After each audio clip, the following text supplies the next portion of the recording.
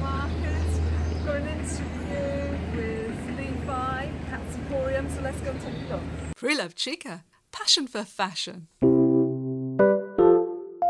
Levi's Vintage Emporium, or should I say hats Vintage Emporium. And you have got a lot of hats, but that's not where the name came from, is it? It's not really, it's personification. The hats come secondary, I think. It was just kind of the name. My father's nickname was always the hat. He always was in a hat growing up as well. So it's kind of to personify that, and then slowly you've seen the hats kind of creep their way through, and it seemed to take kind of precedent in the store. I love them. And people love them. People do love them. I love them. I've really got my eye on some of these I think you hats. look fab in a hat. Oh, I'm going to have to try one on later. Yeah. So, you have all different styles. Have you got a popular item here?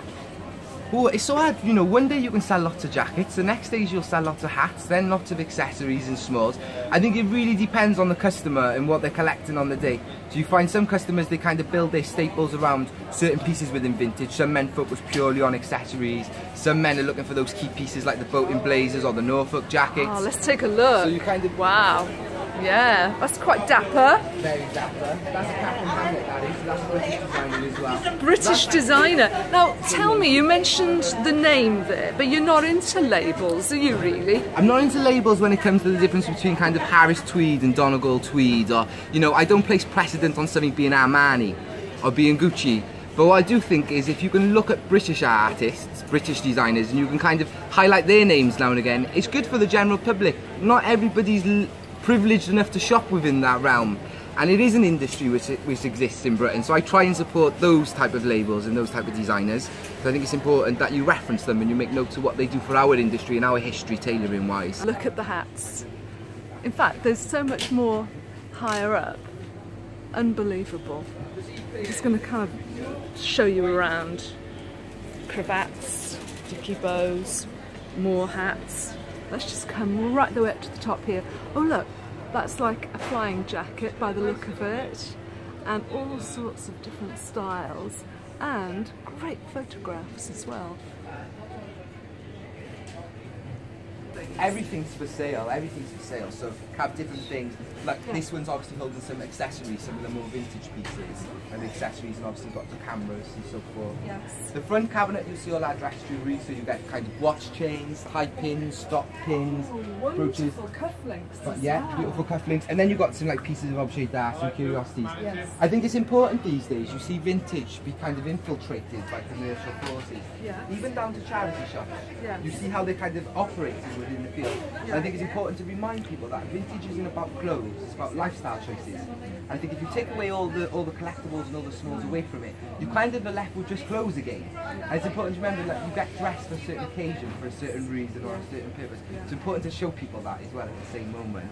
So I love the cabinets just to finish that off. A little bit of an extra, and I've just found this beautiful pair of gloves that I think I'm going to have to buy. They are so me. I've got small hands, but look at that. Very nice. Thank you. It's a British Hussars uniform, and it's from around about 1910, 1914.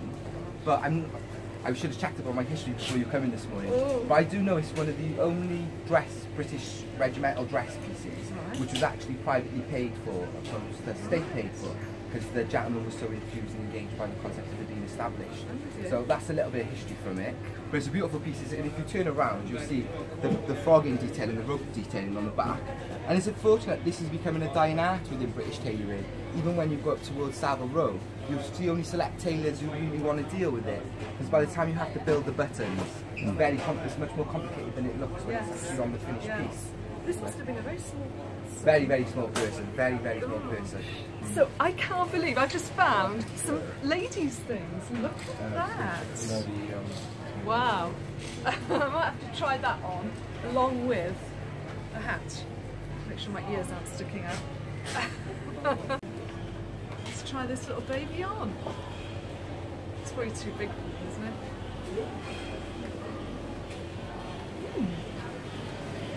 I'm liking that.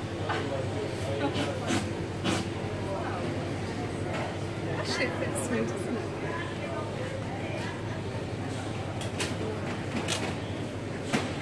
Or even a little red one.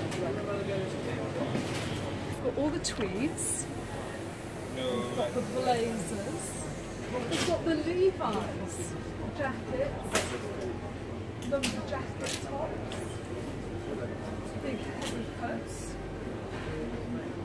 shirts, and now you're going to love these shoes with leather soles.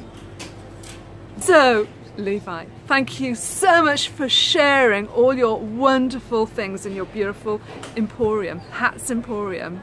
Thank you. Oh, thank you, Elene. It's been an absolute pleasure. Hopefully you'll come again. I will definitely. I want to see your dad next time. Definitely. Guest Stuart on the camera. Especially for oh you yeah, as well. and I know he is a dapper dresser. We'll see how extreme you can go. Great.